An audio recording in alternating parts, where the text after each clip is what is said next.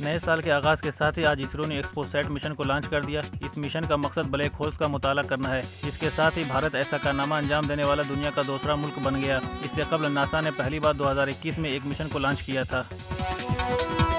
Japan में नए साल के पहले ही दिन ज़लज़ले के शदीद झटके महसूस किए गए। रेक्टर स्केल पर ज़लज़ले की शिद्दत 7.4 रिकॉर्ड की गई। ज़लज़ले के तेज झटके के बाद सुनामी की भी वार्निंग जारी कर दी गई। ज़लज़ले से जानी व माली नुकसान की अभी तक कोई खबर नहीं है।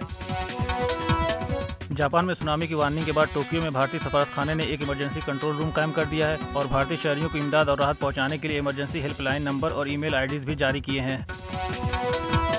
लेफ्टिनेंट जनरल नवीन सचदेवा ने फौज के 16 कोर के जनरल ऑफिसर कमांडिंग का ओहदा संभाला। नए जीओसी की तकरूरी उस वक्त हुई जब पीर पंचाल इलाके में सख्त सिक्योरिटी खदशात पाए जा रहे हैं। मरकजी वजीर दाखिला अमित शाह 2 जनवरी को दिल्ली में जम्मू कश्मीर की सिक्योरिटी सूरत हाल समेत तरक्याती मंसूबों की जायजा मीटिंग की सदारत करेंगे। मीटिंग में एलजी मनोज सिन्हा समेत फौज और इंटेलिजेंस के आला अफसरान शिरकत करेंगे। साले 9 की आमद पर हजारों की तादाद में अकीदतमंद जम्मू के माता वैष्णो देवी मंदिर में पहुंचकर पवित्र गुफा का दर्शन किया। इस दौरान अकीदतमंदों में काफी जोशो खरोश देखा गया।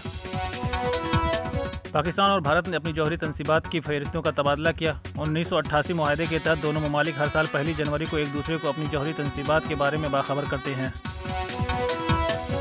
गजा जंग से मुतालिक इसराइली मंसूबे बेनकाब। इसराइली वजीर खजाना ने गजा से फिलिस्तीनियों की जबरन नकल मकानी की हिमायत की और गजा में यहूदी बस्तियों को आबाद करने पर जोर दिया। अक़वाम मुत्तहिदा के मुताबिक इसराइल की बमबारी ने गजा के बड़े हिस्से को खंडर में तब्दील कर दिया, जिससे गजा के 2.3 मिलियन आबादी में से 85% बेघर हो गए।